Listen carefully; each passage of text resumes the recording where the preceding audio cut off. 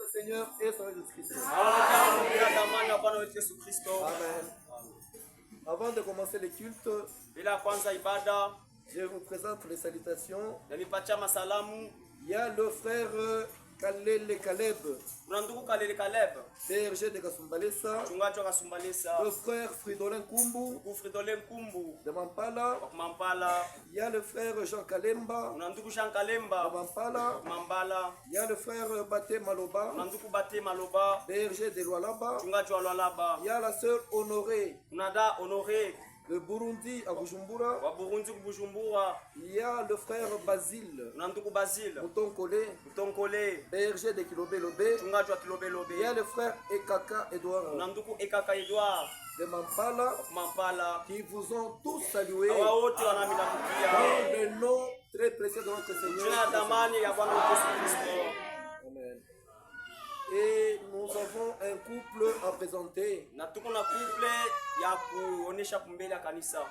Si le frère Daniel Pungwe est là, qui passe devant, et la sœur Betty Kabedi, ils peuvent passer devant.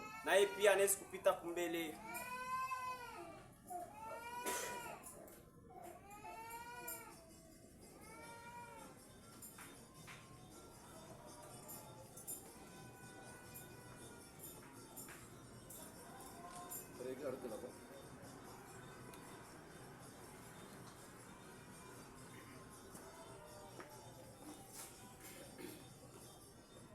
Amen. Amen. Le frère Daniel Pungwe et la sœur Betty Kabedi sont mariés.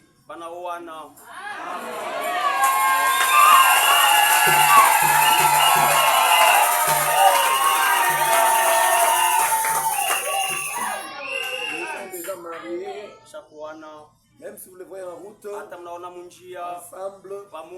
ne posez pas de questions. C'est déjà mari et femme.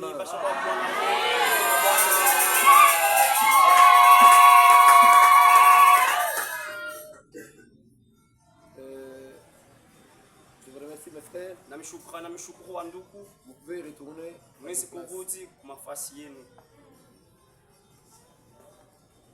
Il y a une question posée sur les vierges sages et les vierges folles. C'est aussi une bonne question. On nous dit, est-ce que les sages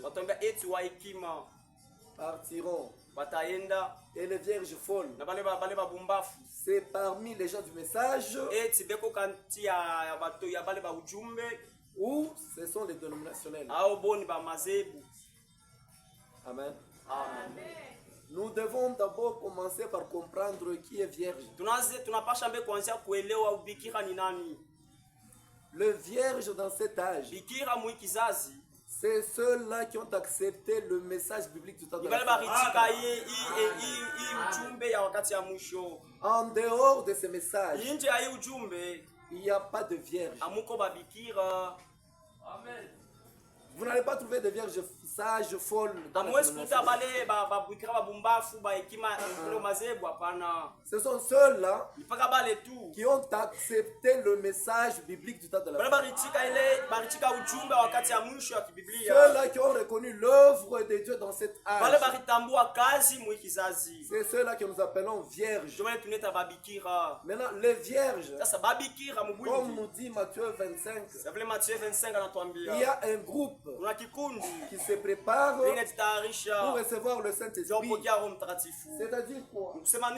Le Saint-Esprit, on ne peut pas l'avoir dans les fausses doctrines. Amen. On ne peut pas l'avoir dans les interprétations. Non. Les vierges sages, ce sont ceux-là qui recherchent et cherchent le Saint-Esprit dans la vérité, avec la parole de vérité, après avoir été sanctifié par l'eau.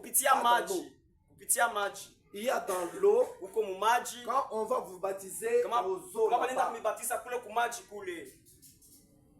Maintenant, ça vous fait entrer seulement dans l'assemblée. Maintenant, le baptême du Saint-Esprit, c'est quand vous recevez, vous naissez maintenant de la parole. La nouvelle naissance et le baptême du Saint-Esprit, ce ne sont pas deux choses différentes. C'est une même chose.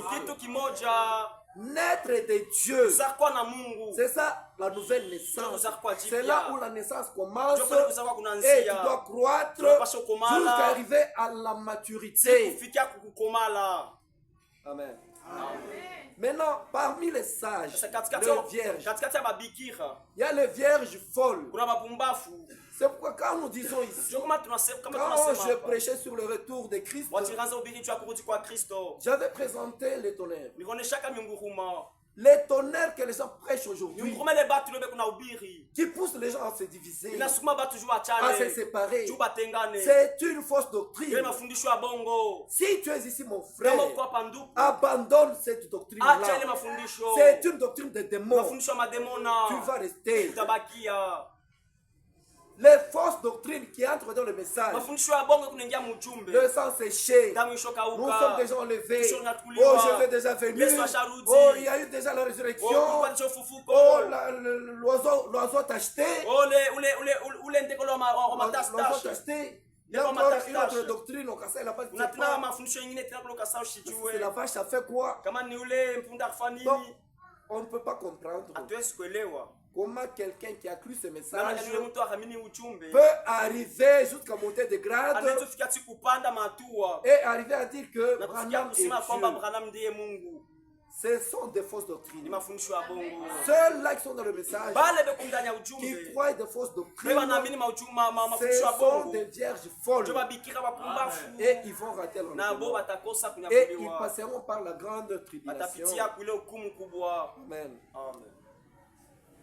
Frère Franck nous dit ceci. Dans la repentance, d'abord la repentance, à la page 4, jusqu'au milieu là, on dit, mais aujourd'hui, dans ce temps, dans lequel nous avons le privilège d'entendre la voix de Dieu, pas la voix du pasteur, pas la voix du prédicateur, non, la voix de Dieu. C'est pourquoi quand un prédicateur monte à la chaîne, il doit raisonner la voix de Dieu. Il faut que la voix de Dieu résonne aux oreilles des enfants de Dieu. Les enfants de Dieu abandonnent leur travail, leurs occupations pour venir écouter Dieu. Mais non écouter un homme ou des interprétations particulières. Autant nous lire même le psaume du début à la fin. Oh, louez l'Éternel parce qu'il est bon. Justement, l'Éternel est bon. Et le peuple de Dieu dira Amen. Amen.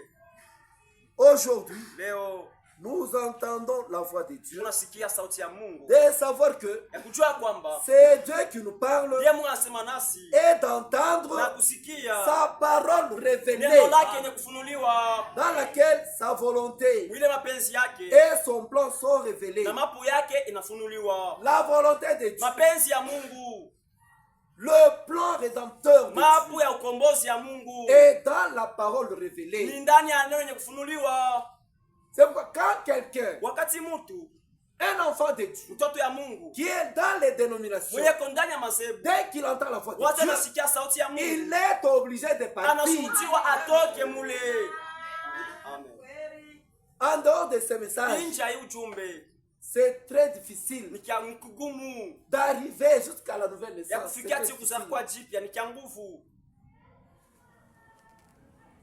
Nous parlons d'entendre sa parole révélée dans laquelle sa volonté et son plan sont révélés.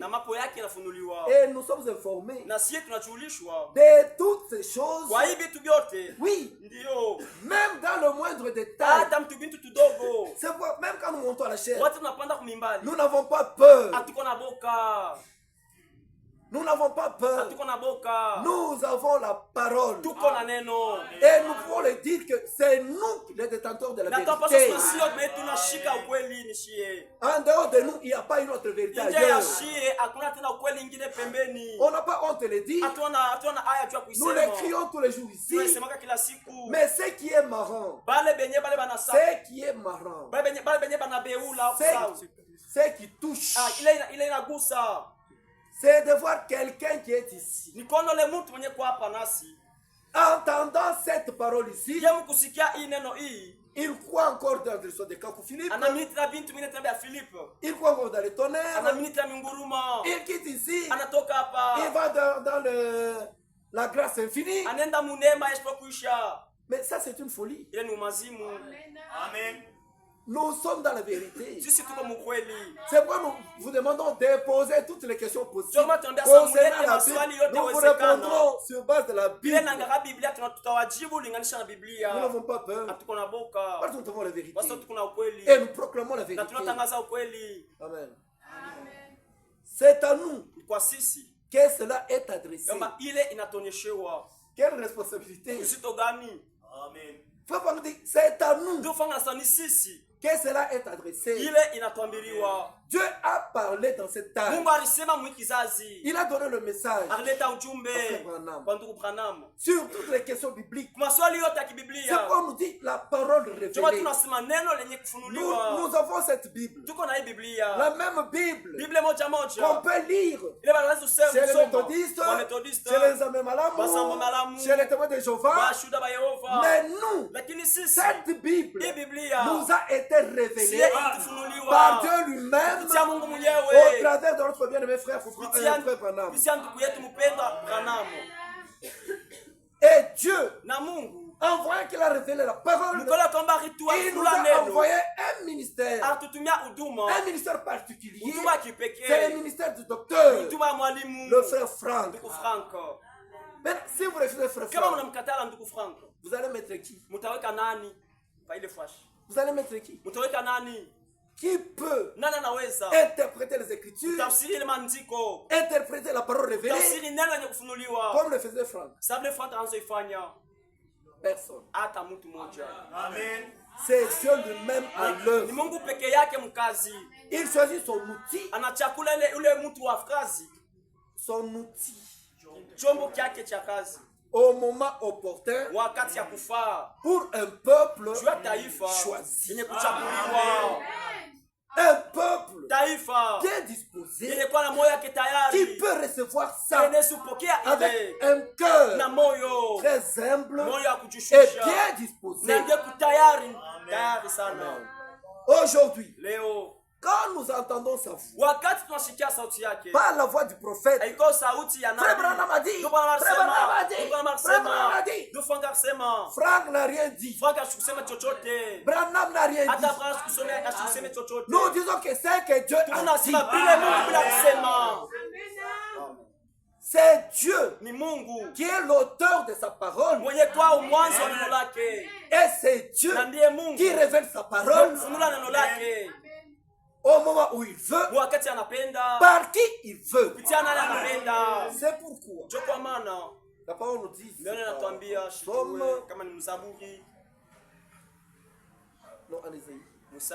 on dit aujourd'hui, si vous entendez sa voix, n'endurcissez pas vos cœurs. Entendre la voix de qui? Pas la voix du prophète, mais entendre la voix de Dieu. Branham est un instrument. Franck est un instrument. Jean-Baptiste ce matin, c'est un instrument. C'est lui qui est tout, en tout, et pour tout, dans tout. C'est Dieu tout-puissant. C'est Dieu qui parle. Et quand Dieu parle, tu dois prêter à l'oreille. Tu dois écouter. Bien sûr, quand nous entendons sa voix, nous ne devons pas par l'incrédulité, remettre en question et tenter Dieu. Non. Ce que Dieu a promis, il le fera certainement. Il accomplit ce qu'il promet. Amen. Amen. Donc les vierges folles ne sont pas dans la dénomination. Les vierges folles sont dans ces messages. C'est comme nous sommes ici. Nous nous préparons tous. Mais parmi nous, il y a des vierges folles. C'est dans le message. Prenons que ce temple, c'est le message. Tous ceux qui voient le message, toutes les tendances, nous sommes tous dans le message. Même ceux qui disent non, nous sommes les enfants de Branham. Eux là, et ceux-là, ce sont les enfants de Branham. Moi, je suis l'enfant de Chizanga. Edouard. Je ne suis pas l'enfant de Branham. Branham, c'est mon frère. Amen. Amen. Je crois que j'ai répondu. Que Dieu bénisse. Nous pouvons nous lever pour lire la parole de Dieu.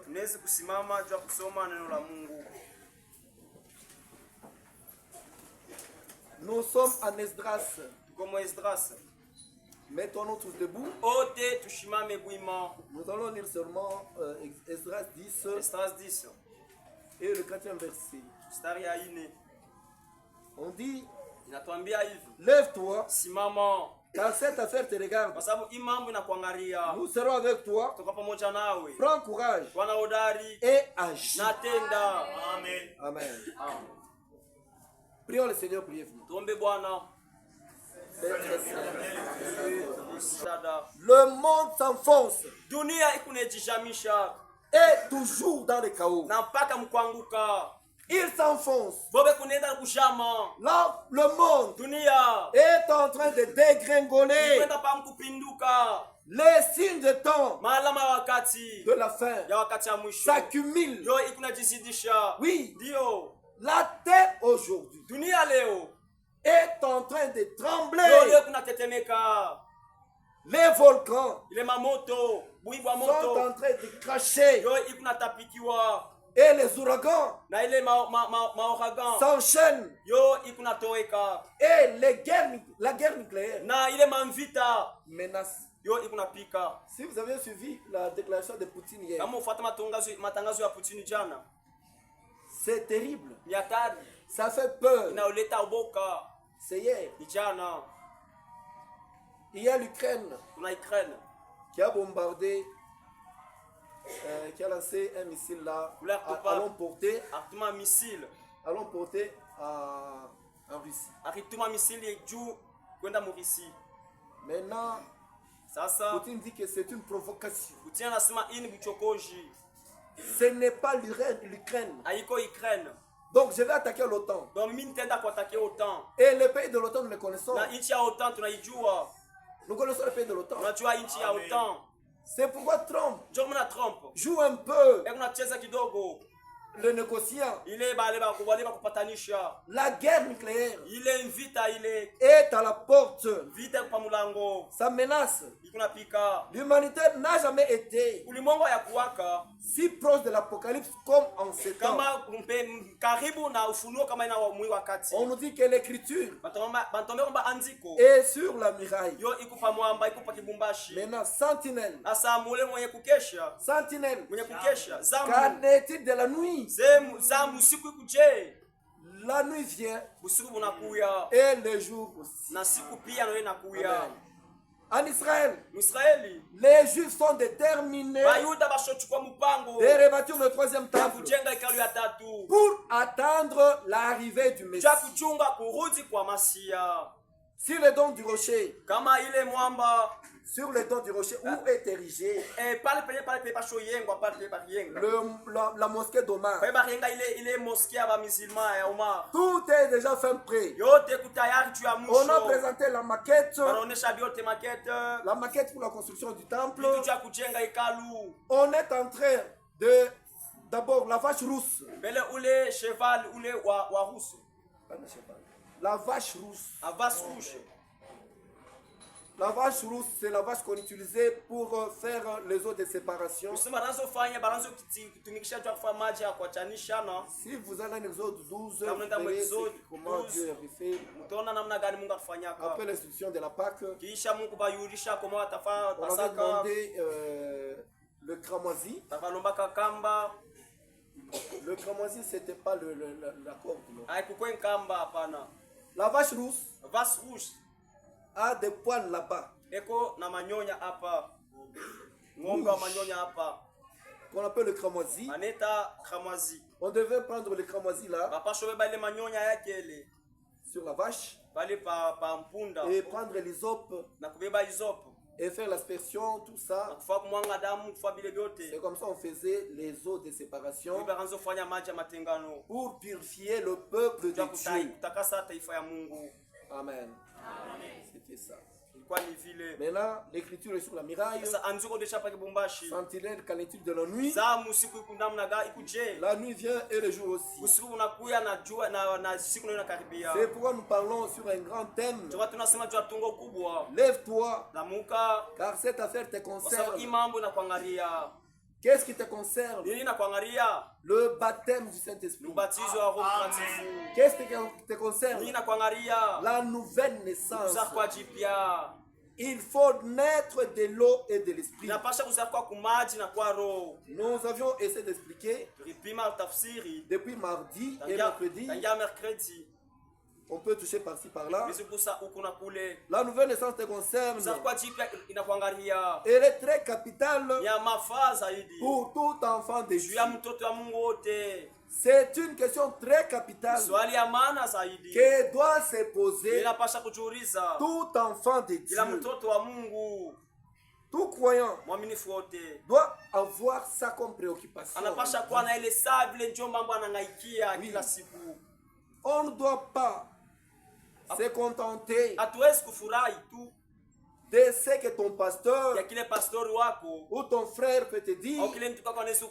Non frère, tu es né de nouveau. Sœur, tu es né de nouveau. Il faut chercher la nouvelle naissance. Parce que Jésus avait dit à Nicodème, si tu ne nais d'eau et de l'esprit, tu ne verras pas le royaume de Dieu. Oui. Et nous avons dit que dans cet âge, il y a la famine, il y a la soif d'écouter les vraies paroles de Dieu. C'est pourquoi vous verrez les gens être ballottés. Aujourd'hui ils sont là-bas, aujourd'hui ils vont de l'autre côté. Je vais chercher la vérité. Oh, la vérité n'est pas ailleurs. La vérité est dans la parole de Dieu. Et cette parole que nous considérons comme la vérité est un livre de prophéties et de promesses. Quand une prophétie s'accomplit, nous, en tant que prédicateurs, nous courons avec un message pour dire au peuple de Dieu, voyez la promesse telle promesse qu'on a fait donner par Dieu est accomplie. S'il y a une prophétie qui avait été donnée dans le temps par Dieu lui-même, comme il a dit, vers la fin, je déverserai de mon esprit. Et quand l'effusion de l'esprit était là, le jour de la Pentecôte, l'église est née là. L'église épouse est née là. C'est là l'alpha de l'épouse. Et quand c'était accompli, on pouvait recourir dans cette vérité et courir avec un message. Voyez ce qui vient d'arriver là-bas. Écoutez ce que Joël avait dit. Écoutez ce que Zacharie avait dit. Écoutez ça et ça. Il dit, vers le soir, la lumière paraîtra. Vers le soir, c'est quand? Est-ce que c'est le soir à 17h ou à 18h du jour? Non, le soir des âges. Amen. Maintenant, quand les gens vont arriver au soir, la lumière paraîtra. C'est-à-dire quoi? Dieu lui-même descendra et révélera sa parole. Et il est dit encore, mon peuple ne restera jamais dans la confusion.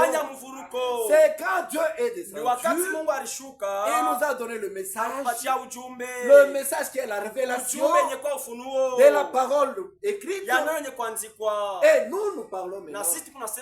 Et nous disons que voilà la prophétie vient de s'accomplir. Amen. Dans cet âge, il y a la fin.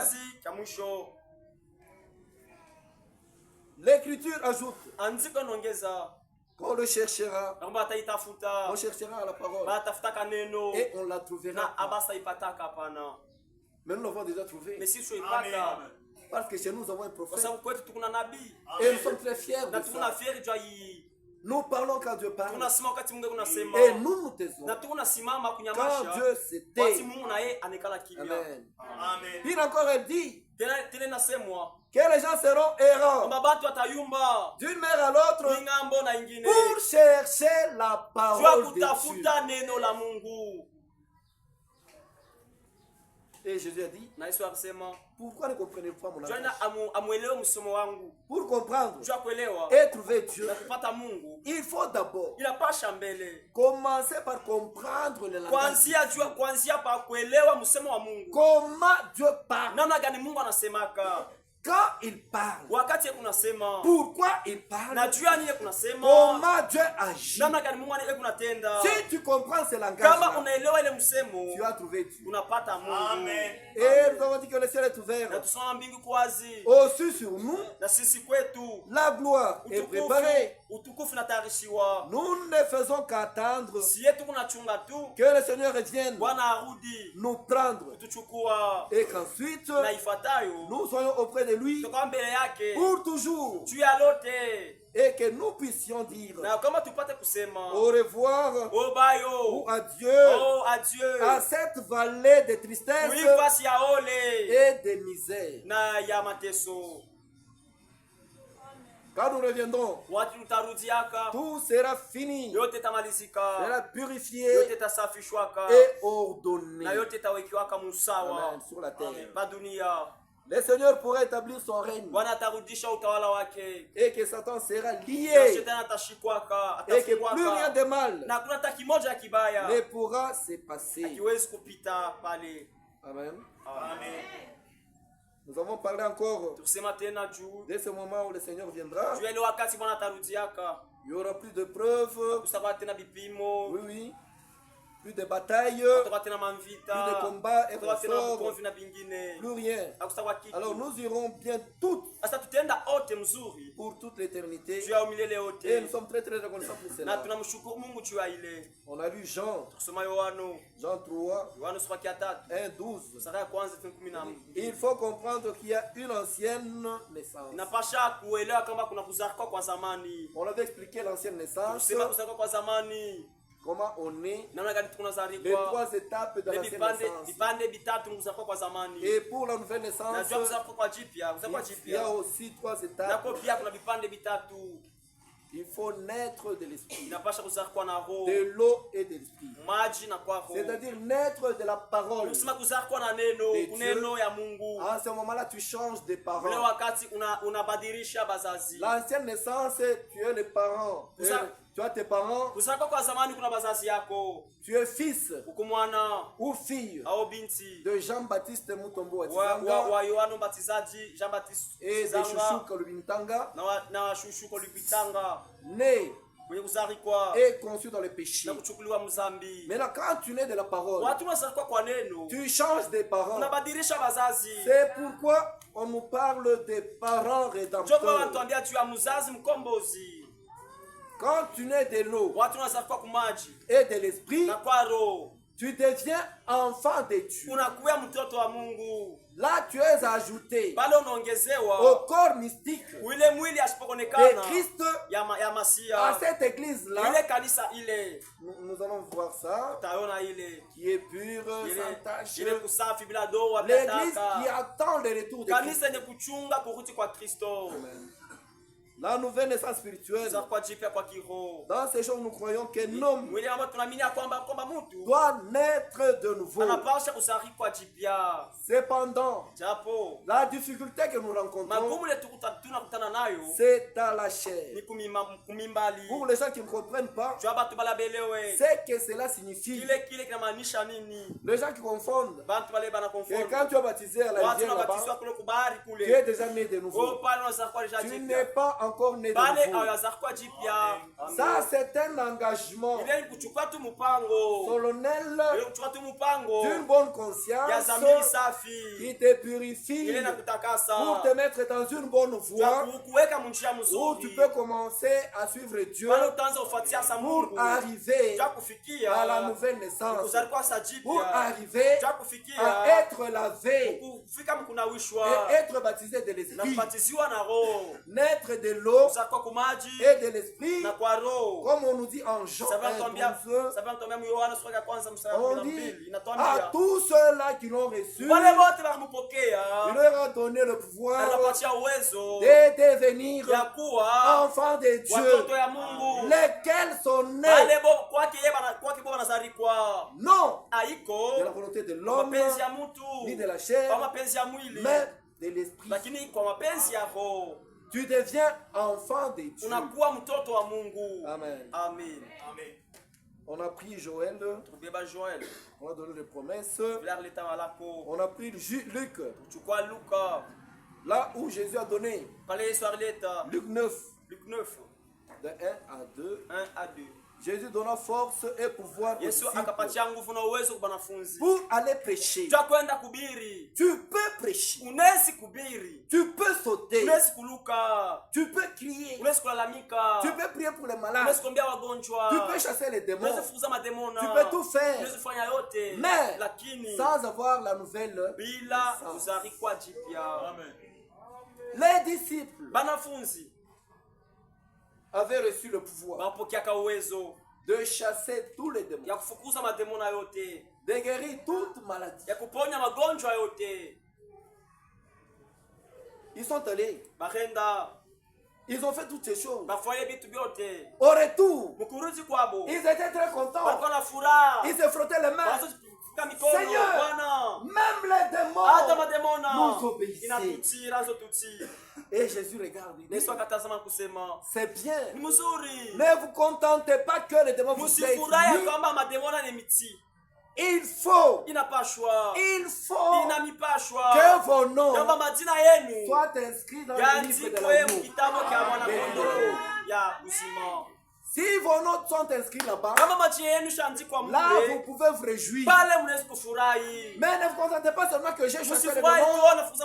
J'ai prié sur le cancer. Le cancer était parti. J'ai ressuscité les morts. C'est très bien. Mais le problème, c'est que vous devez naître de nouveau.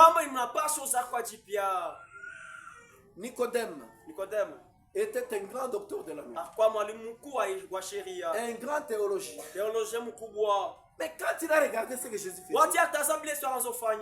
il est allé de nuit. Il n'a pas dit, Seigneur, je sais ou je comprends que tu es venu de Dieu.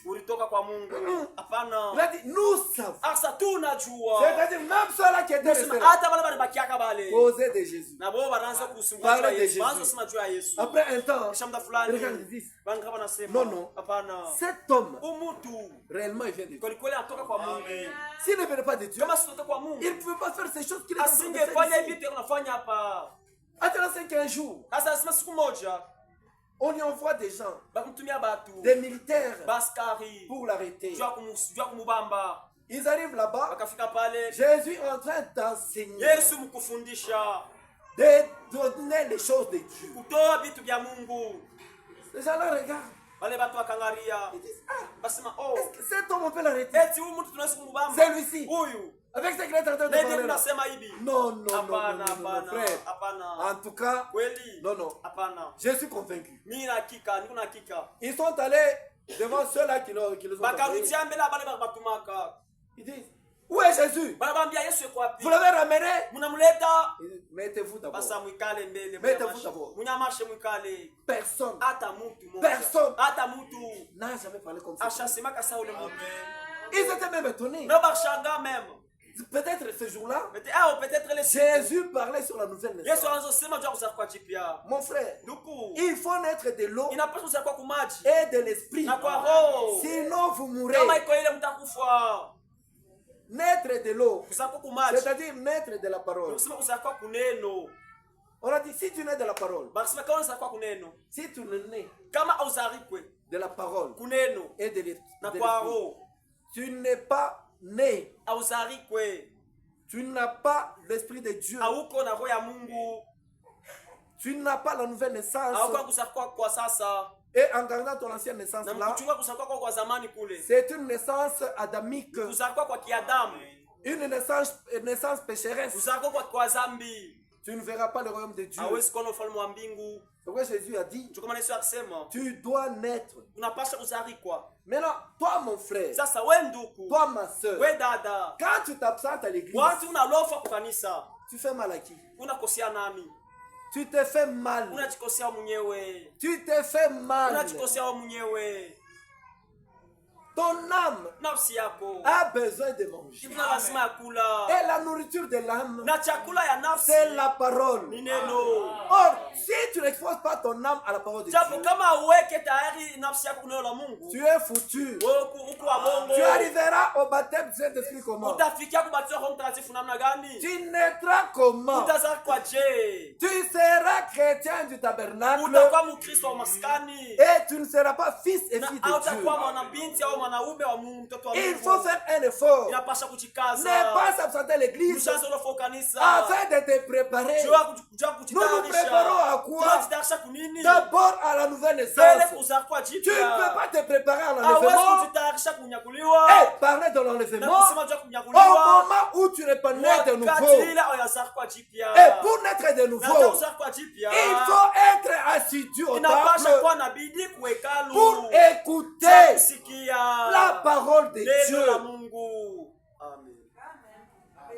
Deux fois que nous insistons, frère, quand tu as la chair, parle seulement de la parole. Tu ne parles pas de la parole, je te descends. C'est un horizon de cause. Vous devez venir écouter la parole de Dieu. Ne venez pas seulement le dimanche. Venez écouter la parole de Dieu. La préparation, c'est d'abord chercher la nouvelle naissance. Quand tu es né de nouveau, tu es maintenant dans le corps mystique de Jésus, dans l'épouse. À ce moment-là, tu peux dire, je l'attends. Si on dit, qui attend Jésus? C'est moi. C'est moi qui l'attends. Parce que je suis déjà né de nouveau. Tu n'es pas encore né de nouveau. Tu vas attendre Jésus.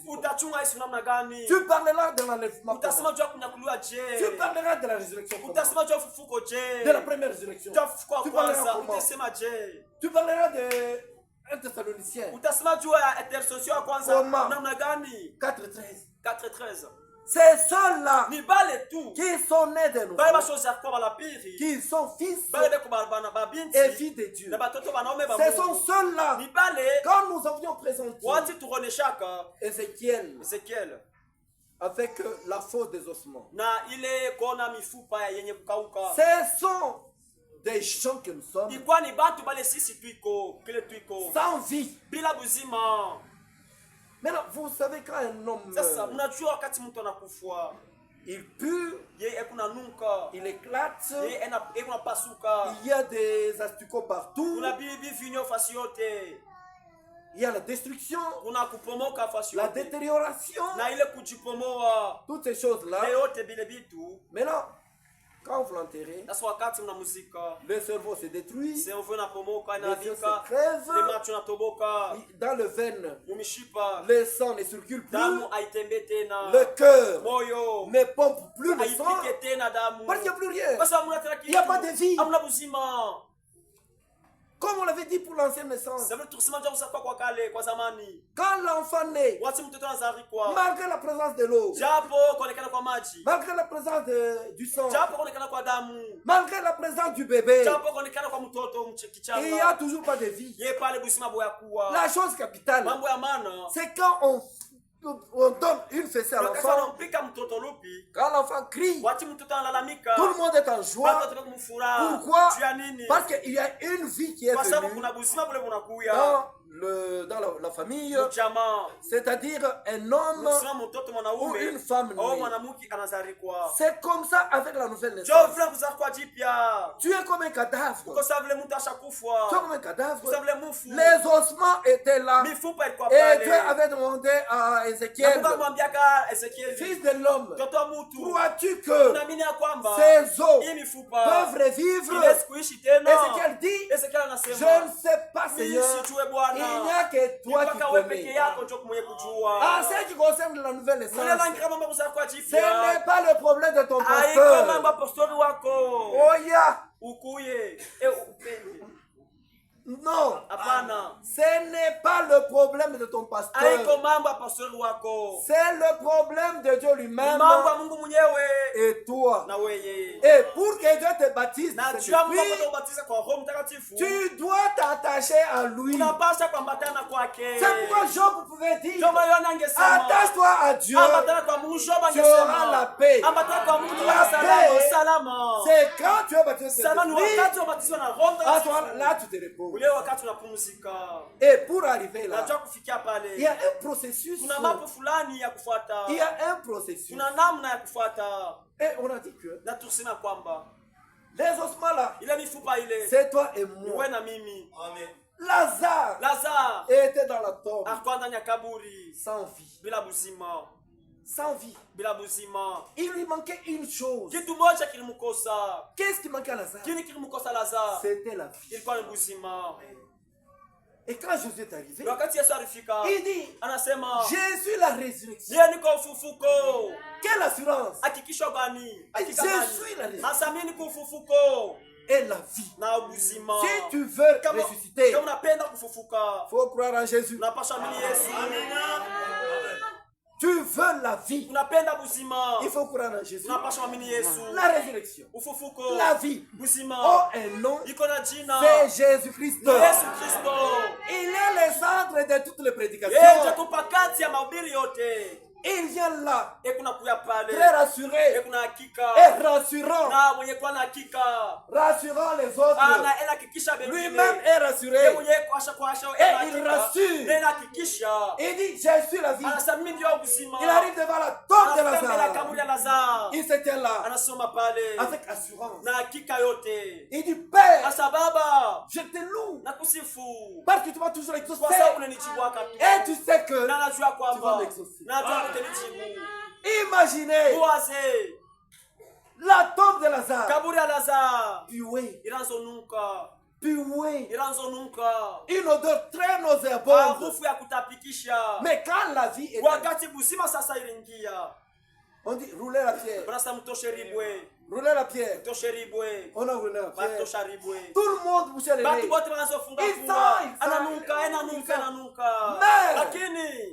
lui n'avait pas bouché ses nez. Il savait qu'aujourd'hui, cette puanteur va s'arrêter. Et la puanteur s'était arrêtée. Comment? Il crie, Lazare, sors. Qu'est-ce qui s'était passé? Il a pris la chose capitale. le souffle divin. Comme c'était dans le jardin de Adam qui était là sans vie. Il fallait qu'il y ait la chose capitale. C'est donner le souffle de vie. Et Adam devint une âme. Devant Lazare. La tombe de Lazare. Il dit Lazare. Sors. Il prend son souffle. Il met dans Lazare. En tant que créateur. Lazare était toujours là. Les yeux qui étaient crevés là. Avec de l'eau.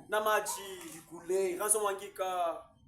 Avec des asticots partout. Avec des vers qui. Même quand vous vous dandinez là-bas. Moi, c'est moi. Moi, on ne joue pas avec moi. Tu connais ta dernière couverture. Ce sont des asticots. Ta dernière ouverture. Ce sont des asticots. Ils vont te manger partout. Le mois là sera fini. Ton argent sera fini. Ton orgueil là sera fini. Ton mois ça sera fini. Moi, toi qui, une multitude de terre, sans vie. Et quand Jésus t'arrive, nous tous ici, nous mourrons.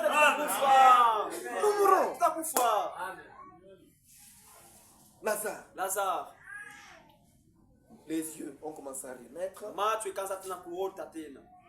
La peau de Lazare a commencé à pousser. Les veines de Lazare ont commencé à pomper encore le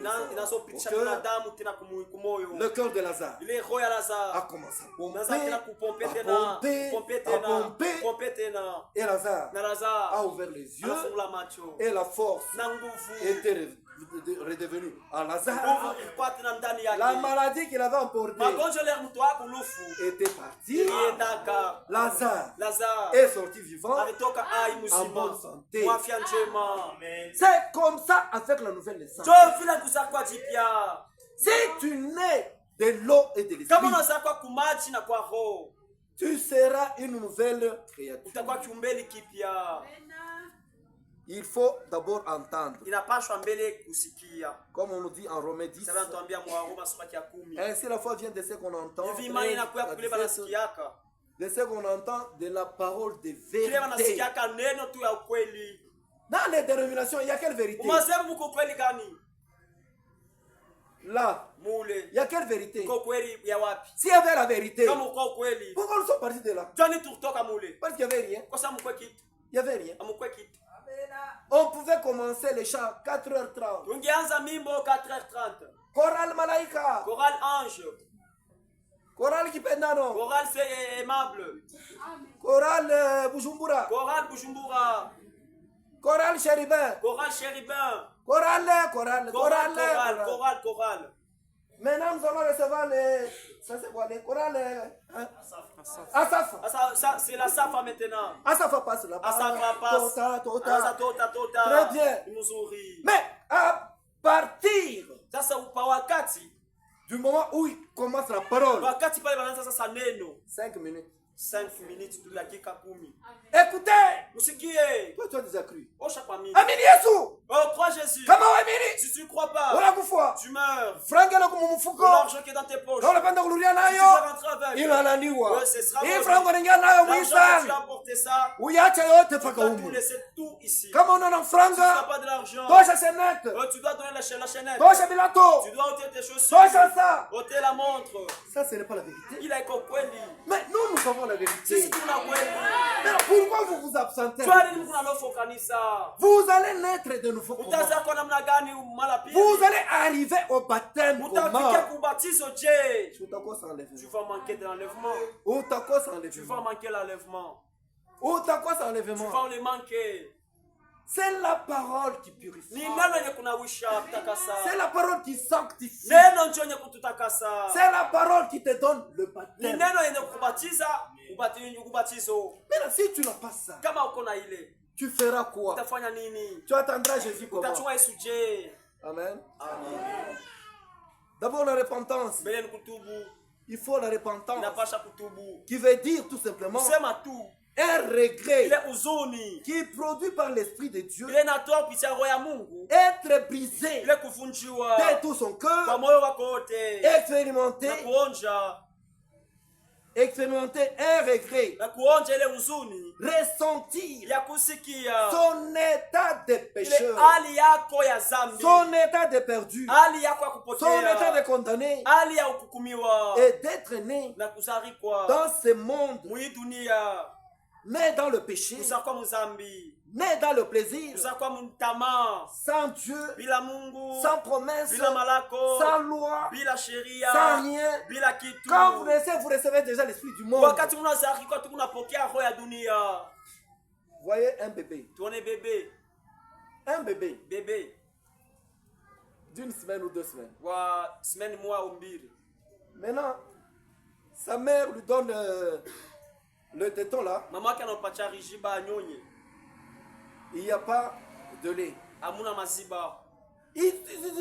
Ananyonya. Ananyonya hamuna kitu. Cet enfant de 2 semaines, Ule mtoto wa 2 semaines il se fâche. anasirika. Il commence à bouder. 2 Anaanza semaines. kushirika 2 semaines. C'est l'esprit du monde qui est en train Ni de roho ya dunia ishaingia ndani yake. Maintenant, quand quelqu'un entend la parole de la vérité, Sasa wakati mtu anasikia neno la ukweli, il regrette sa vie passée sans Christ. anahuzunika maisha yake yenye kupita bila Kristo. Il regrette sa vie passée sans Christ. Anahuzunika maisha yake bila Kristo. Je dois persévérer. Napasha kudumu. Je dois persévérer. Napasha kudumu. Je dois écouter la parole de Dieu. Napasha kusikia neno la Mungu. C'est la parole de Dieu. Ni neno la Mungu. Quand tu fais ton âme à la parole de Dieu, Wakati unaweka nafsi yako neno la Mungu, Dieu va commencer à te monder. Mungu ataanza sasa kukuchonga. Il va commencer à te tailler. Ataanza kukuchonga. En ce moment-là, Ule wakati tu es dans son atelier, uko mfasi yake ya kufanya watu. dans sa chaudronnerie. Mfasi yake ya kazi. C'est chaudronnerie. Oui. Là, on bat le fer là. Mule banapikaka biuma. On prend le fer, Babeba kiuma. on met dans l'eau, Baneka mu maji. on prend, on le transforme. Kisha banageuza Pum, pum, forme. pum, pum, pum. Les Banageuza. Français disent, on bat le fer quand il est encore chaud. Banapika kwa wakati kumtiku moto. C'est quand tu viens ici, Ni wakati unakuya. après le baptême, Kisha batizo. tu es très chaud là. Buku wa kifukutu. On est en train de te Bena taper là. kupika, bena kupika. Mais là, quand tu deviens rouge, Wakati tu unakuwa commences à sasa te rouge. refroidir, on te met encore dans l'eau. Unaanza sasa Eh, kuya maji dans wakati le na maji. Wakati na moto. On te met dans l'eau. Bakuka mu maji. Maintenant, on te dit, Sasa nakwambia. ça c'est l'acier Hii ni kiuma dur, kia nguvu. trempé. Kenye kuweka moto na maji. Après ça, Kisha ile. on te reprend encore. Banakuweka tena. On te met encore dans le chaudière. Banakuweka tena mshodie. On te chauffe, on te chauffe, on te chauffe. Tu deviens très rouge. Unakuwa rouge sana. Très rouge. Rouge kupita. On te met maintenant à l'air. Banakuweka sapa pepo. On te dit, Banakwambia. ça c'est un acier dur Hii ni kiuma kia nguvu. et revenu. Na kia C'est-à-dire, tu es baptisé du Saint-Esprit. Nusema ushabatizwa na Roho Mtakatifu. Tu as déjà passé dans toutes les étapes. Ushopita mitambo mpande Et vyote. tu es là Na huku pale. à l'air. Pale pa pepo. Être revenu Pale en train ushajirudisha. d'attendre Unajirudisha le retour de Jésus-Christ. kurudi kwa Kristo. Et se faire Na ile dur. kiuma kia nguvu. L'acier dur. Kile kiuma kia nguvu. Trempé. Kile kutanto Et mbele revenu. na kile kinarudia pale. Revenu. Tu peux prendre le scie à métaux. Unaweza beba ile si ya kwata biuma. Très dur. Ya nguvu nayo. Tu prends. Unabeba. Tu commences. Unaanza. Si c'est sur l'acier doux, Kama ni pa kile kiuma kia nguvu. ça passe là, tu travailles le Teketeke. contraire. Utakata tu bien. Unakata. Acier trempé. Ile kia kutwanga Tu moto commences na un peu maji. forcer. Tanzo pima. Mais l'acier dur Na trempé, kile kiuma kia nguvu. Et revenu. Moto na kinakuja pale. c'est un acier qu'on ne peut pas bouger là. Ni kile kiuma bosi kutenkesha au C'est la kukata. lame qui va s'user. Yo ni bwembe ndio Et l'acier restera toujours na comme kiuma ça. kio kitabakia mpaka vile. Parce qu'il est revenu. Kwa sababu kio. Quelqu'un qui est baptisé de Saint-Esprit Mtu anabatizwa na Roho ne Mtakatifu. peut pas bouger, Hawezi kutenga. ne peut pas être emporté Hawezi kubebwa. par tout vent de doctrine. Pepo yote ya maumivu. Non, Hapana. ça sera impossible. Itakuwa C'est sikuwezekana. là où la parole de Dieu dit, Ndio maana la Mungu inasema ils viendront, batakuya, ils séduiront batatongoza même les élus. hata wateule. Si Kama c'était ilikuwa possible. uwezekanayo. Or, un acier Japo kile kiuma dur, kile kia nguvu trempé, kile kuwekea revenu, na kurudisha c'est impossible akiwezekane qu'il soit séduit. ndio kipate kutongozewa. Amen. tu regrettes, c'est quelque chose que nous ressentons. C'est l'Esprit de Dieu qui va te pousser à la repentance. Ce n'est pas un frère qui te dit frère, répands-toi, frère, tu as fait. Ça, ce n'est pas ton problème. C'est un problème de l'homme et de Dieu. Et quand Dieu te parle, il te touche, tu regrettes ta vie, tu te repens. Et d'abord la repentance. Amen. Nous parlons sur la nouvelle naissance. On dit, nous devons naître de nouveau. C'est une obligation pour tout croyant. Et la nouvelle naissance est un mystère. Et nous remarquons que c'est un point doctrinal controversé par plusieurs. Il y en a qui disent que la nouvelle naissance, quand tu vas au dos là-bas, maintenant quand tu viens, tu es né de nouveau. Non. Nous allons y arriver. Nous avons reçu la parole. Nous ici. Nous avons reçu la parole. Et le mandat de le prêcher. Je disais ce jour-là que si Dieu n'avait pas révélé cette parole par Branham, moi, j'allais prêcher quoi? Nous serions comme nous étions là-bas. Frère, crois seulement. Crois seulement. Quelqu'un qui a déjà cru. Tu fais passer le temps inutilement. Donne Jésus aux gens. Montre les gens la bonté de Jésus. Montre aux gens la force de Jésus. Comment l'amour de Jésus est. Comment il viendra nous chercher. Chez nous, Dieu nous a envoyé un prophète pour nous montrer la voie à suivre, pour fonder notre foi sur un fondement solide, un fondement fondamental. Comme je dis là où Paul dit j'ai posé un fondement. C'est pas un Corinthien. 1 Corinthiens 3:10. C'est là. 3:10. 1 Corinthiens. C'est là. 3:10. Oui. On dit. Selon la grâce de Dieu qui m'a été donné, j'ai posé le fondement comme un sage architecte et un autre bâti dessus. Mais que chacun prenne garde à la manière dont il construit, car personne ne peut poser un autre fondement que celui qui a été posé, savoir Christ. Amen. Oui. J'ai posé un fondement. C'est qu'il faut retenir. Et il est important pour nous de naître de nouveau par le Saint-Esprit. C'est-à-dire pour être appelé du nom de notre parent, de notre parent céleste. Il faut revêtir sa nature avant d'être appelé chrétien. Il faut revêtir la nature de Christ. Les gens dans le temps là, on les appelait chrétiens en connaissance des causes. Acte 2.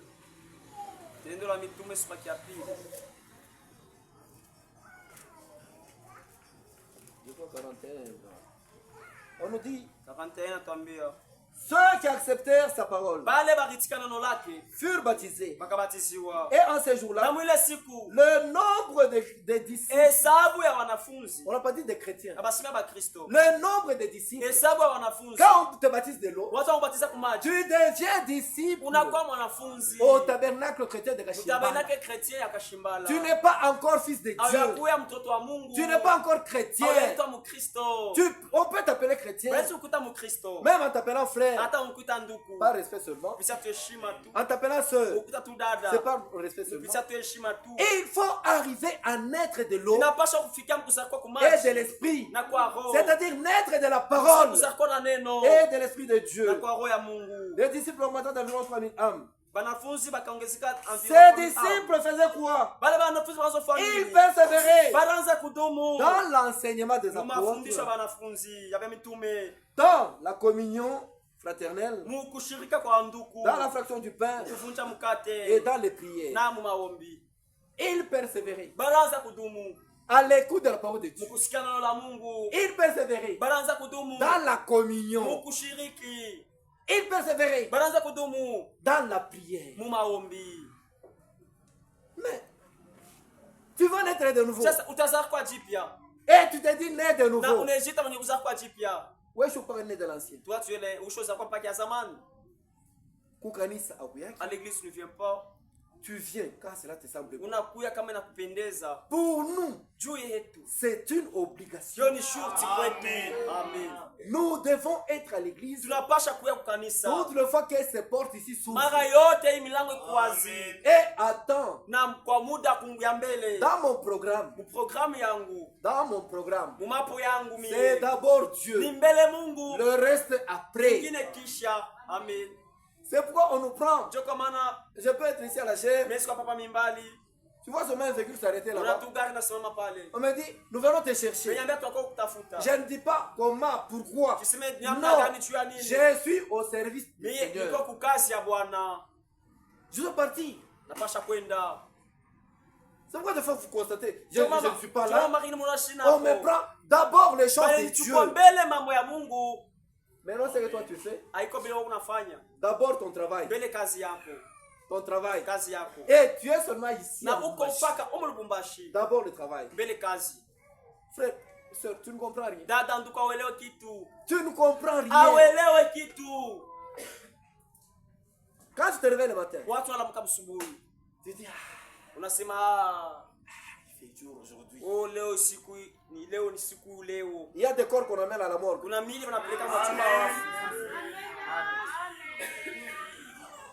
Quand tu réveilles seulement le matin, tu ne remercies même pas Dieu. Tu commences déjà. Et j'avais acheté les chaussures. J'avais les histoires là-bas qui ont essayé. Ils vont courir vite pour les étaler. J'avais acheté du maïs. Il y a les sacs qui sont au dépôt là-bas. C'est parce que tu as le souffle de vie. Quand Dieu fait seulement là où tu es là, tes habits vont rester, tes amis vont rester, ton argent va rester, tout ça, ça va rester. Amen. Vous savez, la vie ici est très compliquée. Très compliqué. Compliqué sana. Je vais vous raconter une histoire. Ma maman meurt. Nous voyons les petits-fils. Nos enfants. Les enfants des sœurs, des frères. Courir, non. Non, c'est le Kamboka. La grande-mère. Tout ce qu'on donnait à maman, elle mettait dans la ceinture. La caisse était dans la ceinture. Maintenant, quand elle est morte là, et les petits-fils ont saisi quoi? La ceinture. Frère, il y avait eu un deuil. Un deuil terrible. Non seulement un deuil terrible. Nous sommes allés acheter pour les offrir pour leur vol. Des chèvres pour leur offrir du abouchi boabo. Dans la ceinture de maman, il y avait 2000 nombreux dollars. Pourquoi 2000 $? qu'on ne comprenait pas. Tout ce qu'on lui donnait, elle mettait là. Celui-ci vient, prend, elle jette. Mais dans l'entretemps, celui-ci vient, la farine est là. Les condiments sont là. Les habits sont là. Elle va faire quoi avec l'argent? L'argent est là. Maintenant, quand elle est morte, elle a porté cet argent. Maintenant, toi, là, quand tu es toujours au marché, tu es toujours au travail. Elle travaille sans Dieu. C'est une peine perdue. C'est Dieu qui élève. C'est Dieu qui élève. Amen. Frère, la bénédiction a un nom. La bénédiction, c'est Jésus. Il dit, c'est lui qui abandonne tout. À cause de nous. Il aura. Il aura. Tu travailles pour le Seigneur. Il ne garde jamais la tête de quelqu'un. Non, frère. Tu sais, j'ai l'histoire des gens. J'ai les dettes des gens. Si Dieu ne t'envoie pas les clients,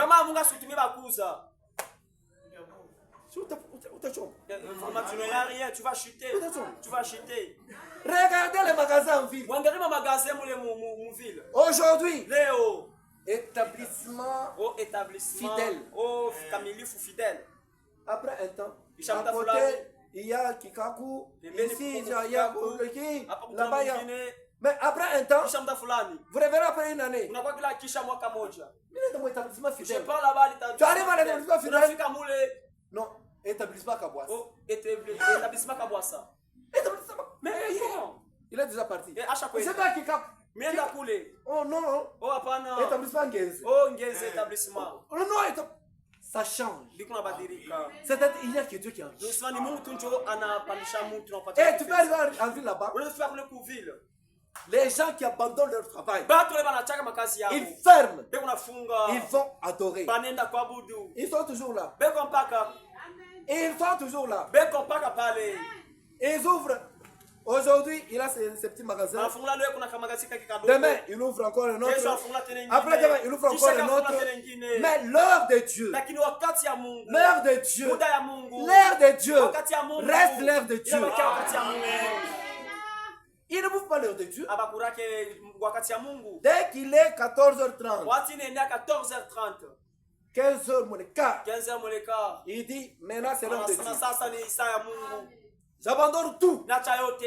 Je vais servir Dieu. Demain, il va encore plus.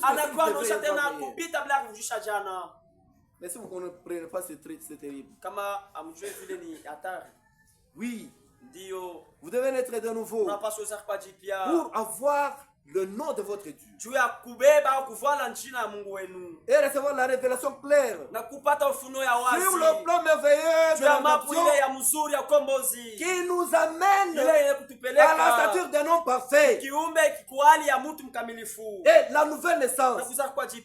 Sans ça, sans la nouvelle naissance qui est une expérience personnelle, la nouvelle naissance qui est une expérience personnelle que vous recevez de Dieu par la révélation de Jésus-Christ, de qui est de Jésus-Christ à vous personnellement dans l'âge.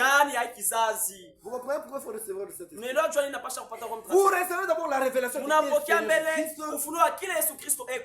Vous personnellement dans votre âge que vous vivez. De quoi nous parlons? Nous avons la manne fraîche. En dehors de la manne fraîche, tu vas mourir de pourriture. Si tu manges de pourriture, tu n'arriveras jamais pour recevoir le Saint-Esprit. Tu n'arriveras pas de naître de nouveau. Sinon vous serez toujours un imitateur du christianisme et un théologien sans avenir. Nous voyons que l'alpha de l'épouse, c'est la Pentecôte. L'église est née là-bas avec l'effusion du Saint-Esprit. Et l'oméga,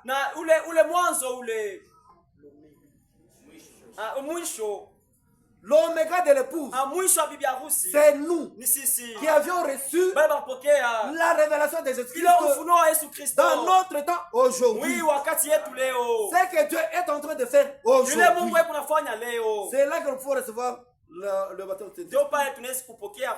C'est une expérience. C'est alors que vous aurez la foi pour avoir la foi parfaite.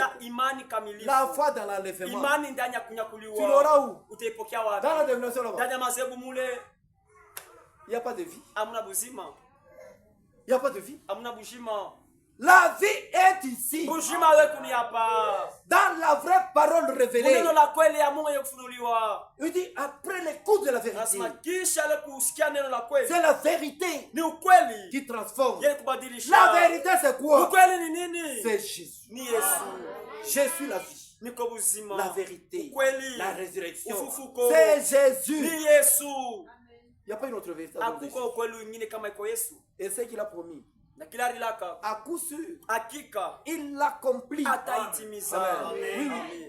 Là, vous aurez la foi parfaite dans la parole qui est Christ. Et si la parole est Christ, et si je dis que j'aime Christ, je dois aimer la parole. Comme il nous a dit, ce n'est pas le propre Christ, c'est pas là. Là, on parle du délégué allemand. L'opprobre. Dans cette brochure-là, je ne sais pas dans quel paragraphe, on nous parle de l'évidence. L'évidence du Saint-Esprit. Tu dois d'abord aimer la parole. Parce que c'est la parole qui te lave. C'est la parole qui te purifie. C'est la parole qui te sanctifie. Mais à la parole, tu n'es pas là. Tu n'es pas là. Tu n'es pas là. Frère, je suis au travail. Frère, c'est-à-dire que vraiment c'est calé. Oui, ça sera calé. Ça sera calé. Ça va te surpasser, te dépasser. Attends, ça va te dépasser. Il y avait une dame là. Pourquoi mon ami qui est mort? Tumbaketa. Hein? A dit. Le Kudiko. Ceux qui n'ont jamais entendu bien écouter. Ce sont eux qui n'ont pas dit à la force Bendera. Que c'est vont mourir. Ce sont les gens qui vont mourir seulement comme vous ici. Comme le vous ici. Maintenant, quand toi tu ne viens pas à l'église, tu comprendras par les résultats. Tu comprendras. Le travail. Mais les jours où tu seras saisi par la maladie, toi, le menton n'a jamais trembloté. Le menton n'a jamais trembloté. Un jour, le menton va vous trembloter.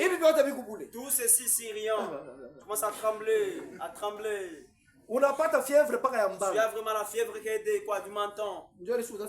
C'est lourd là, tu vas dire que tu es grand. Tu vois que tu es vivant. Là, tu vas laisser ton travail. Tu viendras à Dieu.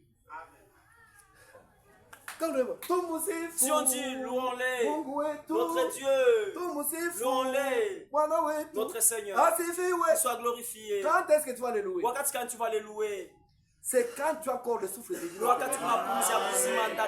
Mais le temps de les louer, toi tu as ton travail. Rien. Ça c'est 2000. Non, je vais abaisser. Je vais baisser. Tu vois, moi je suis bien. Très bien. Muzuri. Pourquoi bien? Tu es bon. Mais en dehors de la volonté de Dieu. Bien. C'est là où tu es bien. Mais pas bien. Mais les biens, ils sont ici. Ils persévèrent. Mais qu'on a dans les enseignements des apôtres, leur montrer comment ils doivent arriver à recevoir le baptême. Vous devez persévérer, mes soeurs. Mes frères, persévérer. Nous n'avons plus de temps. Tout est fini. Tout est déjà consommé. C'est le temps de chercher le baptême de Saint-Esprit. Recherchez la nouvelle naissance. Et la nouvelle naissance, il faut naître être de l'eau. L'eau qui est la parole et de l'esprit. Sinon tu vas mourir. Tu vas mourir. Les travail. Oh, est-ce qu'on t'a mis au monde avec les travail? Est-ce qu'on nous a la cage? On t'a mis au monde avec les travail. Non frère, moi ici. Vous voyez ces derniers temps. Je vais venir. Le dimanche, je vais venir. Comme toi tu parles avec Dieu, tu causes avec lui. En disant que le dimanche tu seras là en vie. Oui, comment toujours à dire, à promettre. Sache qu'on te prendra le lundi. Quand tu diras le dimanche, on te prend le lundi. Le dimanche, tu ne peux pas encore y arriver. Le jour de la prière. Si quoi maombi? Il n'y a personne. Mais moi je comprends pas. Oh Mimi Chelewe. Je ne comprends pas. Chelewe. La parole de Dieu nous dit. Non la muna tuambia. Ceux qui acceptèrent sa parole. Bale baritika nono lake. Furent baptisés dans l'eau. Bakabatizwa ndani ya maji. Et en ces jours-là, le nombre de disciples augmenta d'environ 3000 âmes. Ils persévéraient dans l'enseignement des apôtres, dans la communion fraternelle, dans la fraction du pain et dans les prières. Dans la parole, tu n'es pas là. Mon communion fraternelle, dans la communion tu n'es pas là. Dans la fraction du pain, tu n'es pas là. Dans les prières, tu n'es pas là. Maintenant, ceux qui avaient ces histoires ici, on me dit, la crainte s'emparait de chacun d'eux et il se faisait beaucoup de prodiges et de miracles par les apôtres. Ils persévéraient à l'écoute de la parole. Il persévérait dans la prière. Si à la prière, mon frère, ma soeur, arrêtez tout. Venez à la prière. Excepté ceux qui sont dans des sociétés. S'ils peuvent demander, tant mieux. Mais si vous avez un travail privé, je ne peux pas déclarer ça Dieu de la chair. Laisse seulement et viens. Il faut venir prier. Il faut aimer la prière. C'est ça la force d'un chrétien. Un croyant sans parole, sans prière. Tu es un croyant. Tu viens chauffer le banc dimanche. La chaise dimanche. Tu es quel chrétien? Tu es quel chrétien? Tu as parlé de choses, tu as fait des choses. Oui. Depuis que tu faisais. Mais viens arranger. Mais quoi ça utengeneze? Tu ne viens pas. Et si la mort t'a attrapé? Et si l'enlèvement tu feras quoi? Tu vas rater l'enlèvement. Et quand je prêchais sur le retour de Christ, ceux qui suivaient ça, ceux qui avaient suivi ça, s'ils étaient attentifs, vous comprendrez que sur la terre, il ne fera pas beau vivre ici. Notre seule chance, c'est le retour de Jésus. Avant que cela n'arrive, viens écouter la parole de Dieu qui est l'eau. Tu vas te baptiser par l'eau. Tu vas te faire baptiser par l'eau et l'Esprit de Dieu.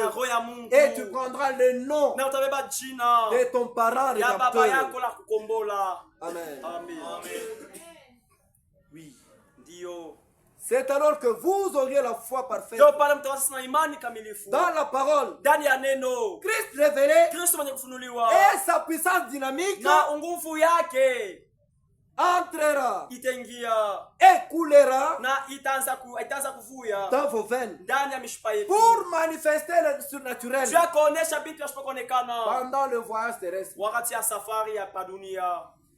La force de Jésus entrera dans tes veines.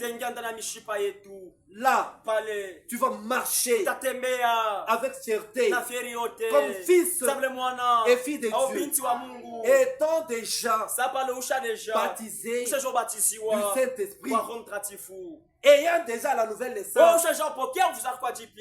C'est la même chose. Hein? Ne confondez pas quand je parle baptisé de l'Esprit et naître de nouveau. C'est la même chose.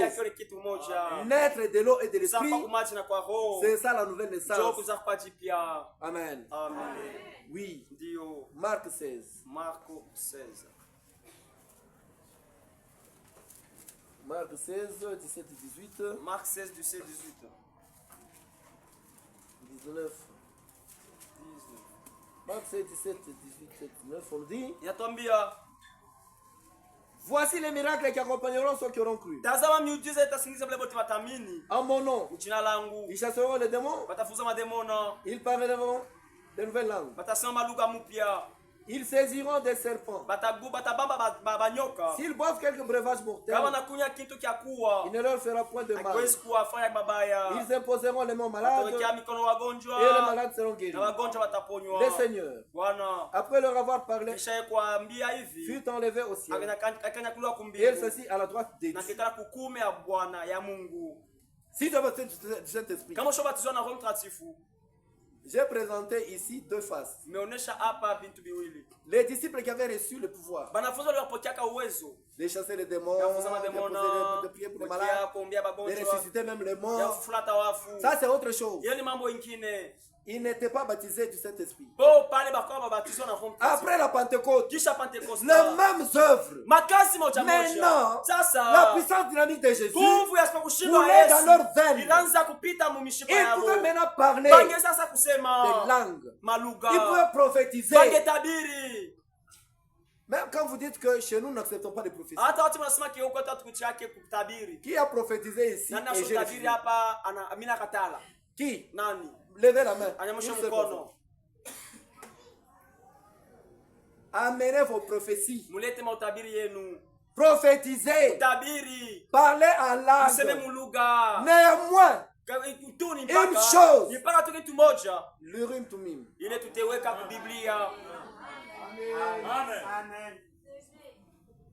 Vous pouvez prophétiser. Nous ramenons ça ici. C'est quoi? C'est 1 Corinthiens 14. 1 Corinthiens 14. 1 Corinthiens 14.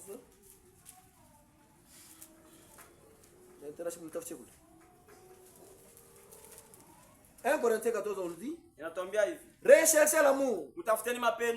Aspirez aussi aux dons spirituels. Nous avons besoin des dons spirituels chez nous. Oui. Mais surtout, c'est lui des prophéties. En effet, c'est lui qui parle la langue ne parle pas aux hommes, mais à Dieu. Car personne ne le comprend. Et c'est un esprit qui dit des mystères.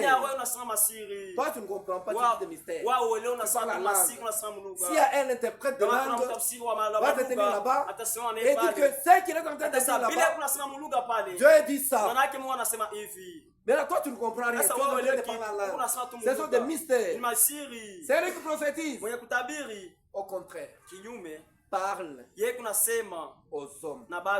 Parle-nous. Prophétise. Ce n'est pas le prophétie. Parle l'homme de Dieu. Prophétise l'homme de Dieu. Toi, prophétise-nous.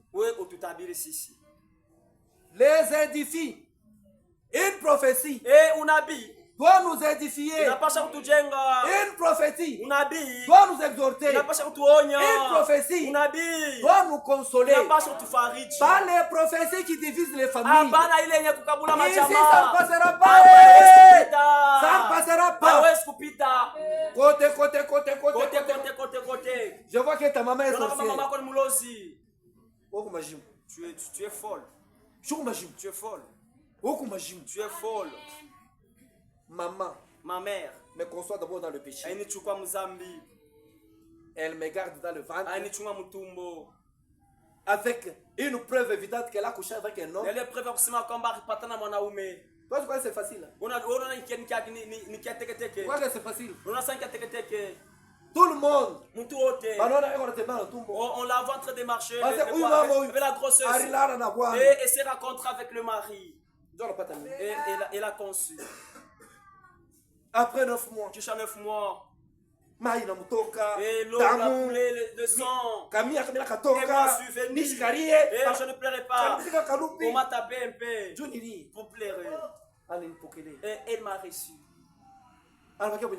Et elle est restée là-bas, étendue là-bas, très fatiguée. Ma mère. Maman.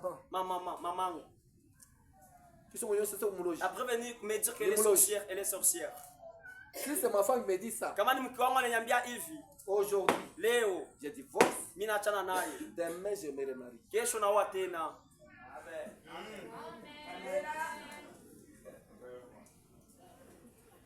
Frère, une prophétie doit nous édifier. Une prophétie doit nous consoler. Vous voyez comment sous ma tête. Vraiment, les insectes me mangeaient beaucoup. Lukunga. Bilondantumbo. Maman n'est pas la machichi. Mère m'a fait. M'a mis des remèdes là-bas. À la nuque, m'a mis des choses dans la bouche aussi. Et elle m'a fait téter. Elle a préparé de l'alcool. Que je t'ai dit. Je suis devenu un homme. Et elle me lavait. Je suis habillé vraiment à la veille des friperies. Et tu veux me voir. Là, on t'avait mis au monde, je n'étais pas là. D'où tu étais venu, je ne sais pas. Et l'éducation que tu avais, je ne connaissais pas. Et tu arrives. Et là, on a fait à cause d'une prophétie. Tu as matabir une fois. Côté. Ta maman sorcière. Maman comme logi. Le même jour. Siku moja. Tu vois. Pamulango natoka. Porte. Pamulango. On ne joue pas avec une mère. Abacheza que na mama. On ne joue pas avec une mère. Abacheza que na mama. Il faut la respecter. Il faut l'aimer. C'est seulement les mamans de mari qui sont des sorcières. Vos mères avouées aussi ne sont pas des sorcières. Vous n'ont pas des ailes pour voler. L'avion, ce n'est que celle d'ici. Allez arranger avec vos belles-mères. Arrangez ça. Recherchez la paix avec tous. Et la sanctification. Sans laquelle personne ne verra Dieu. Recherchez la paix avec tous. Et venez vous sanctifier par la parole. Venez écouter la parole. Je viens de commencer, c'est comme ça que ça a été. C'est ça. Il est quelle heure? Hein? Je suis 30. 1h30. 36. Hein? 1h30. 1h30. Je peux prendre 1 minute, non, 10 minutes. Je peux prendre quelques minutes. Amen. Je clôture quand même. Johnny, Malise. Mais à tous ceux qui l'ont reçu, ça c'est Jean 1:12. Il leur a donné le pouvoir de devenir enfants des hommes. Amen. Jean 1. On dit ceci. Jean 1:12. On dit 11 d'abord. Elle est venue chez les siens. Et les siens ne l'ont point reçu.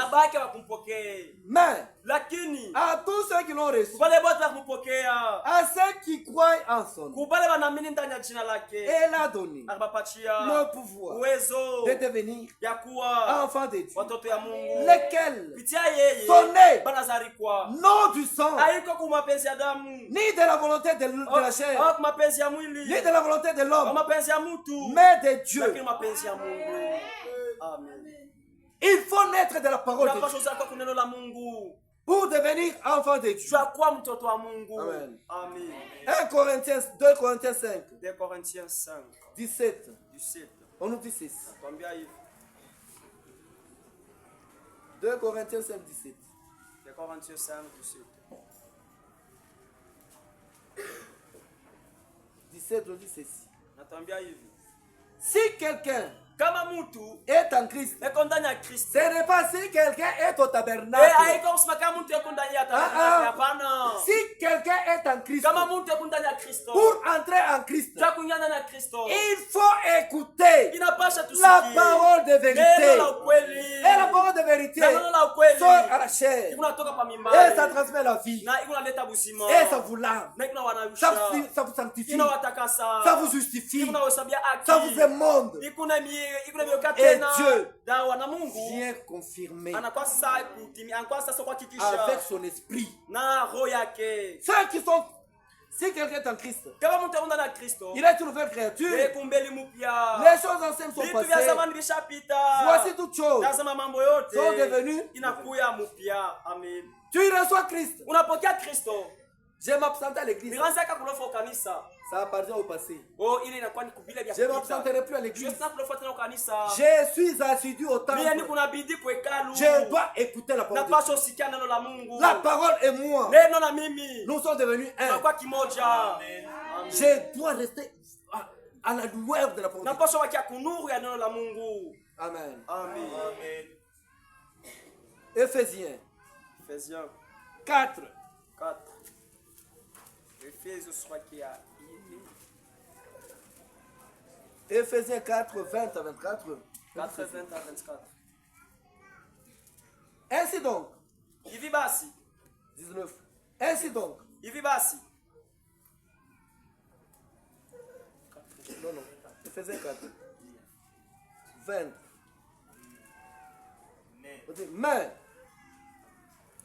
vous, Lakini mweye, pas tout le monde, vous, haiko watu wote nyinyi, les chrétiens du message, Wakristo wa ujumbe, les enfants de Dieu, watoto ya Mungu, nés de nouveau, beuza kwa jipya. pas les chrétiens Haiko du tabernacle, Wakristo wa tabernacle. les chrétiens, Wakristo. ceux qui ont la nature de leurs parents, Bale kuna mbeli rédempteurs, baba yao mwenye kuwakomboa. qui portent le nom de leurs parents Bale wenye rédempteurs. kuvala nchini baba mwenye kuwakomboa. Vous. Nini? Ce n'est pas ainsi que vous avez appris Christ. Haiko hivi njoo mlipokea Kristo. Si du moins vous l'avez entendu, Kama basi mumsikia. vous allez l'entendre comment? Utamsikia namna gani? En vous absentant à l'église. Unafo kanisa. Ou pas mon soko. C'est qu'au marché. Mwakalonji. Au makalonji. Wa mwakababa we kule.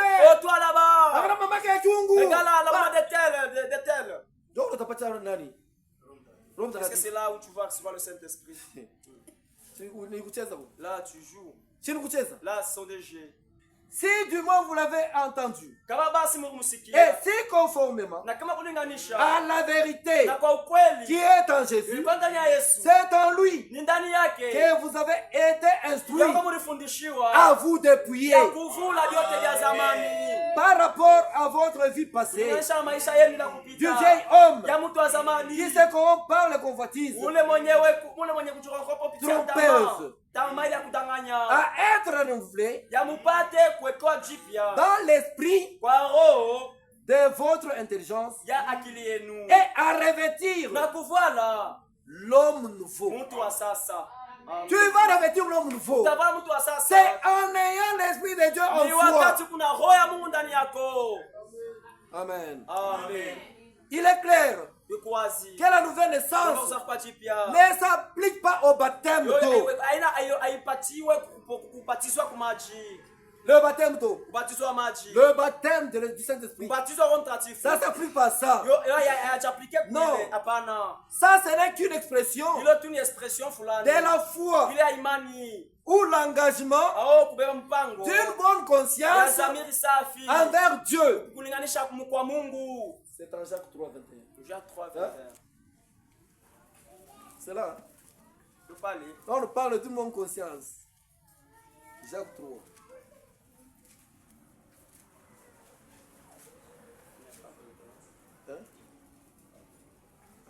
C'est encore Pierre.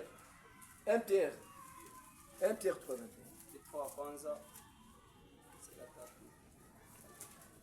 1 Pierre 3, 21. C'est là. C'est là. 1 Pierre 3, 21. On dit quoi? Oui.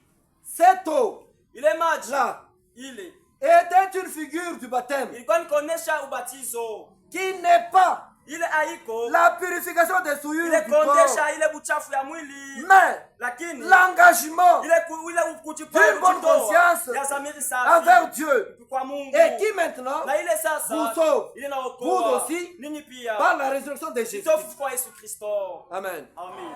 Oui, ndio c'est un engagement d'une bonne conscience. Kujitoa kwa zamiri. Car c'est l'étape où le croyant s'engage dans une bonne voie. Je m'engage. Allez, je vais au zoo. On te baptise.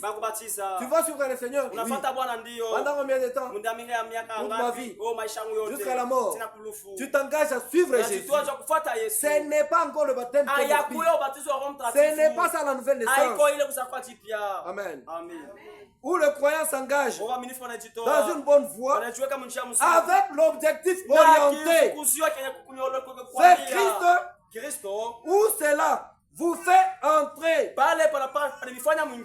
dans l'assemblée.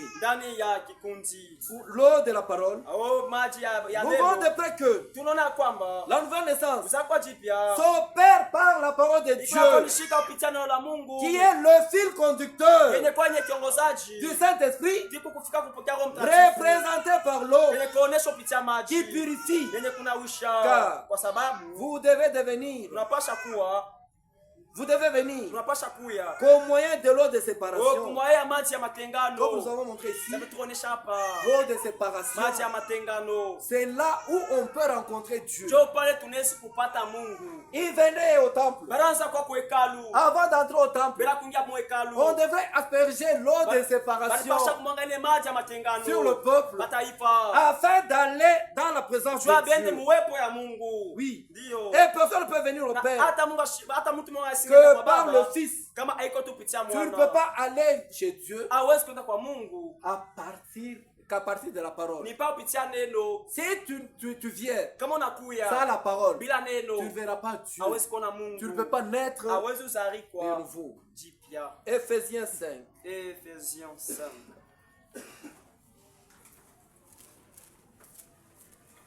Ephésiens 5. Ephésiens chapitre 5.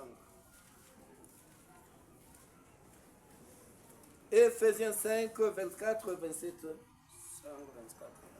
Oh! De même que l'Église est soumise à Christ, les femmes aussi doivent l'être à leur mari en toutes choses.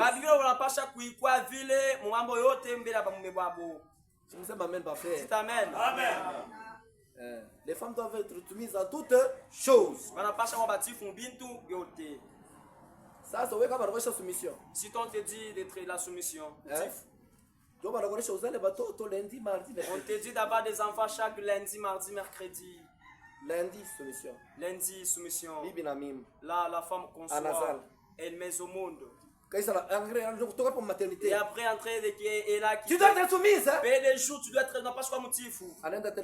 Encore, elle se soumet. Après quelques mois, elle met encore son. Tu dois être soumise. Tu dois être encore soumise.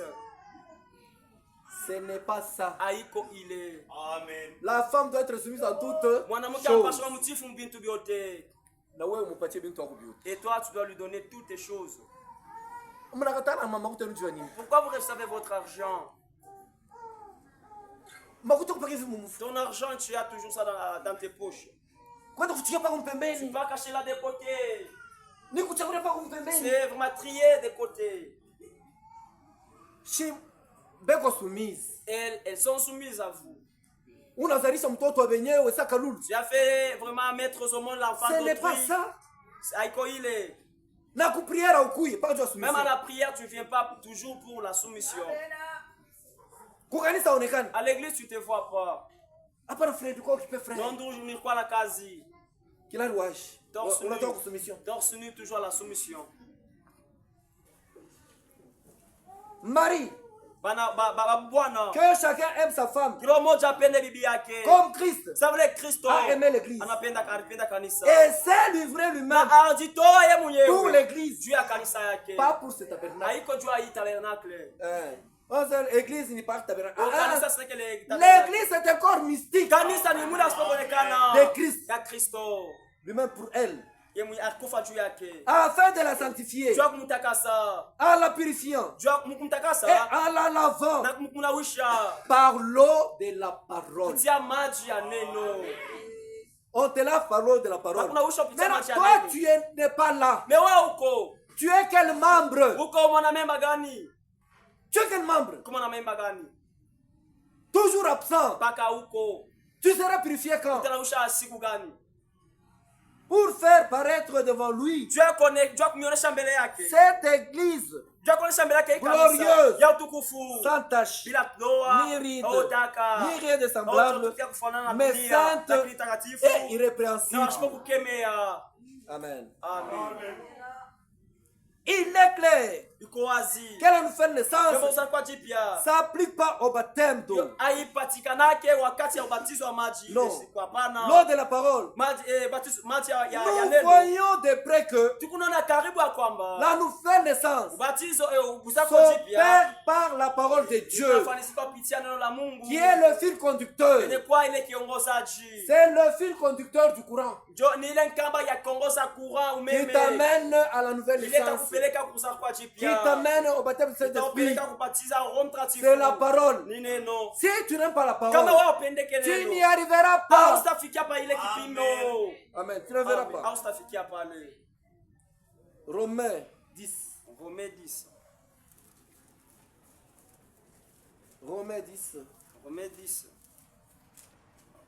C'est ici. Romains 10, 17.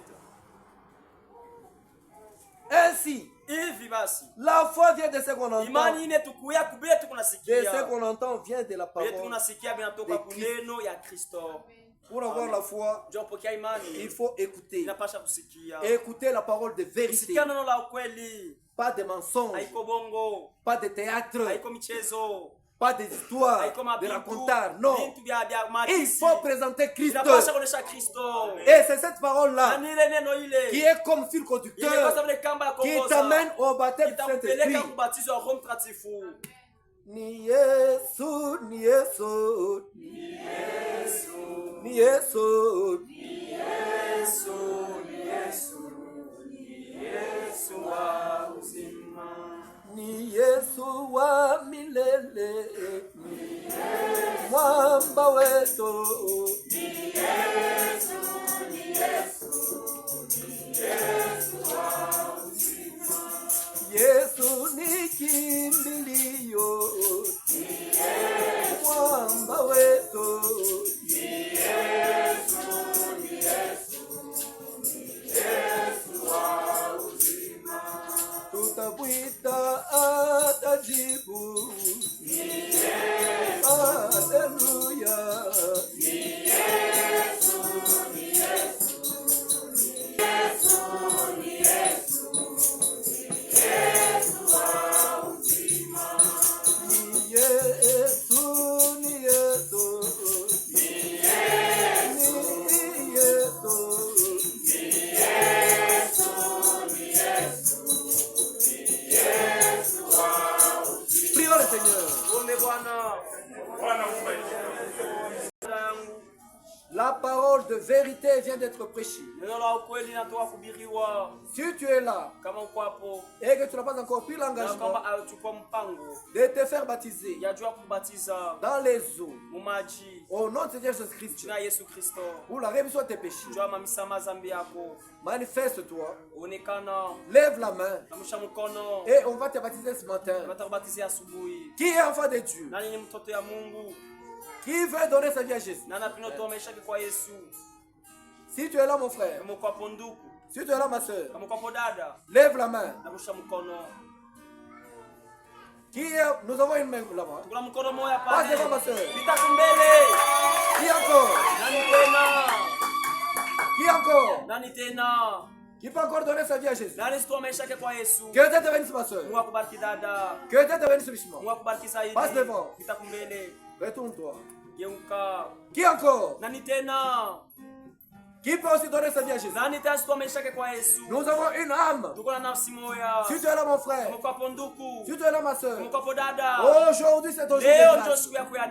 Jésus t'appelle. Dieu t'ouvre ses grands bras, frère. Viens à Jésus. Qui est enfant de Dieu? Qui peut se joindre à la sœur? Jésus t'appelle. Si tu es là, passe aussi par un engagement d'une bonne conscience vis-à-vis de Dieu. Qui est enfant de Dieu? Lève la main, mon frère. Lève la main, ma soeur.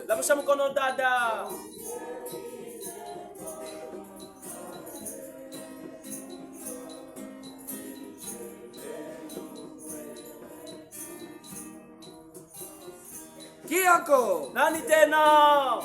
Si tu es là, mon frère, viens te joindre à la soeur. Aujourd'hui c'est ton jour de grâce.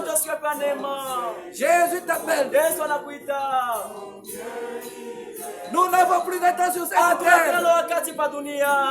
Nous n'avons plus de temps sur cette terre. Tout est fini. L'heure est très avancée. Jésus t'appelle. Qui est enfant de Dieu? Passe devant. Nous avons une âme. Si tu es là aussi, ma soeur, si tu es là aussi, mon frère, lève la main plus haut. On puisse voir. Et joins-toi à la soeur.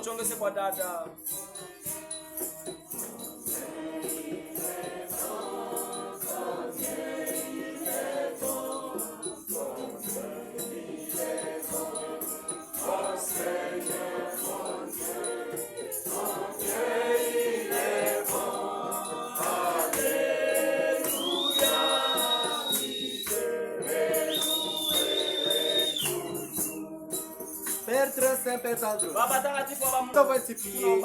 Amen. Que Dieu bénisse. Tu peux retourner. Et ma soeur, aujourd'hui, tu viens de prendre la meilleure de toutes les décisions et tu as déjà prises dans ta vie. C'est la meilleure de toutes les décisions. Que Dieu te bénisse. Nous allons te baptiser d'eau et Dieu lui-même te baptisera.